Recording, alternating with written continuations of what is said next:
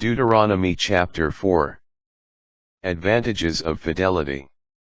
Now therefore, Israel, hear the statutes and ordinances I am teaching you to observe, that you may live, and may enter in and take possession of the land which the Lord, the God of your ancestors, is giving you, in your observance of the commandments of the Lord, your God, which I am commanding you.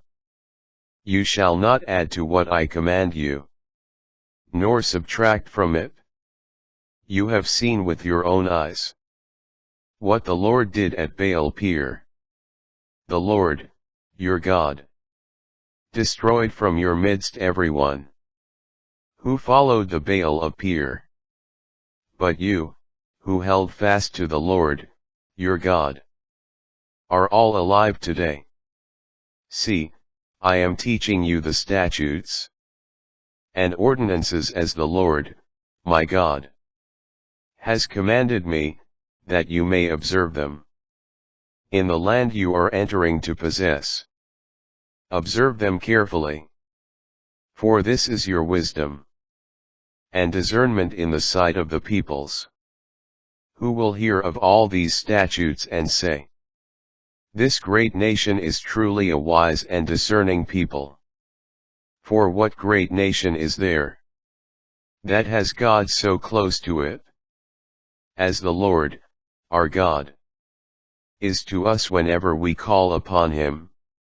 Or what great nation has statutes and ordinances that are as just as this whole law, which I am setting before you today? Revelation at Horeb. However, be on your guard, and be very careful not to forget the things your own eyes have seen, nor let them slip from your heart as long as you live, but make them known to your children, and to your children's children. That day you stood before the Lord, your God, at Horeb, when the Lord said to me, assemble the people for me, that I may let them hear my words, that they may learn to fear me as long as they live in the land and may so teach their children. You came near and stood at the foot of the mountain, while the mountain blazed to the heart of the heavens with fire and was enveloped in a dense black cloud. Then the Lord spoke to you from the midst of the fire. You heard the sound of the words, but saw no form, there was only a voice. He proclaimed to you his covenant, which he commanded you to keep. The 10 words, which he wrote on 2 stone tablets. At that time the Lord charged me to teach you the statutes and ordinances for you to observe in the land you are about to cross into and possess. Danger of idolatry. Because you saw no form at all on the day the Lord spoke to you at Horeb from the midst of the fire, be strictly on your guard, not to act corruptly by fashioning an idol for yourselves to represent any figure, whether it be the form of a man or of a woman, the form of any animal on the earth, the form of any bird that flies in the sky, the form of anything that crawls on the ground, or the form of any fish in the waters under the earth. And when you look up to the heavens, and behold the sun or the moon or the stars, the whole heavenly host, do not be led astray into bowing down to them and serving them. These the Lord, your God, has apportioned to all the other nations under the heavens. But you the Lord has taken and led out of that iron foundry, Egypt, that you might be his people, his heritage, as you are today. But the Lord was angry with me on your account and swore that I should not cross the Jordan, nor enter the good land which the Lord, your God, is giving you as a heritage. I myself shall die in this country. I shall not cross the Jordan. But you are going to cross over, and take possession of that good land. Be careful, therefore, lest you forget the covenant, which the Lord, your God, has made with you, and fashion for yourselves against his command, an idol in any form whatsoever. For the Lord, your God, is a consuming fire, a jealous God. God's fidelity and love.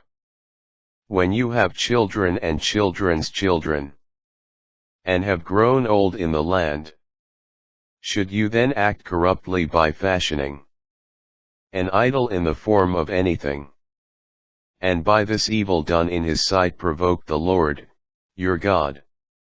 I call heaven and earth this day to witness against you, that you shall all quickly perish from the land which you are crossing the Jordan to possess.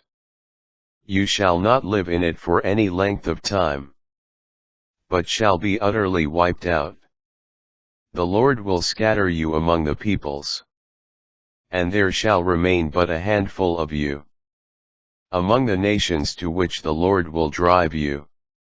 There you shall serve gods that are works of human hands, of wood and stone, gods which can neither see nor hear, neither eat nor smell.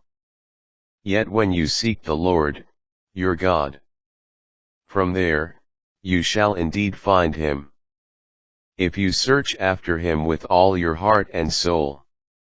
In your distress, when all these things shall have come upon you, you shall finally return to the Lord, your God, and listen to his voice. Since the Lord, your God, is a merciful God, he will not abandon or destroy you, nor forget the covenant with your ancestors, that he swore to them. Ask now of the days of old, before your time, ever since God created humankind upon the earth. Ask from one end of the sky to the other. Did anything so great ever happen before? Was it ever heard of? Did a people ever hear the voice of God, speaking from the midst of fire, as you did, and live? Or did any God venture to go and take a nation for himself from the midst of another nation, by testings, by signs and wonders, by war, with strong hand and outstretched arm, and by great terrors, all of which the Lord, your God, did for you in Egypt before your very eyes? All this you were allowed to see, that you might know that the Lord is God. There is no other. Out of the heavens, he let you hear his voice to discipline you.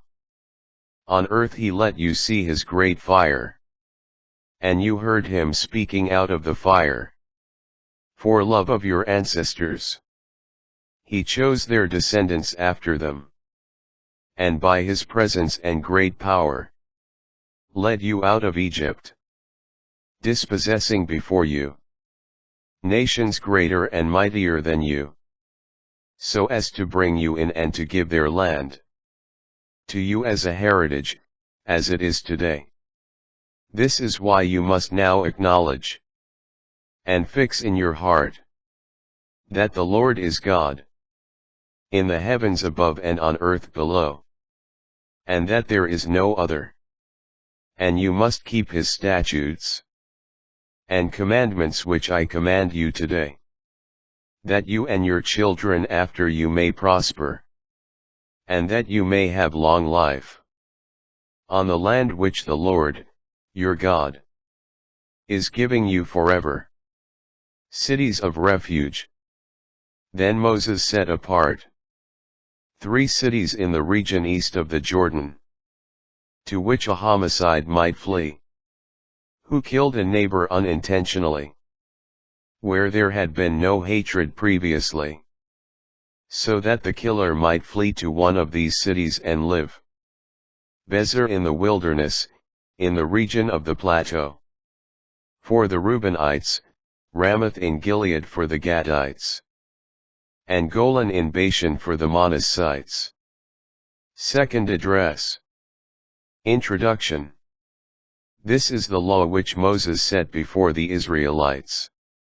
These are the decrees, and the statutes and ordinances, which Moses proclaimed to the Israelites, after they came out of Egypt, beyond the Jordan in the valley opposite Beth Peor, in the land of Sihon, king of the Amorites, who reigned in Heshbon, whom Moses and the Israelites defeated.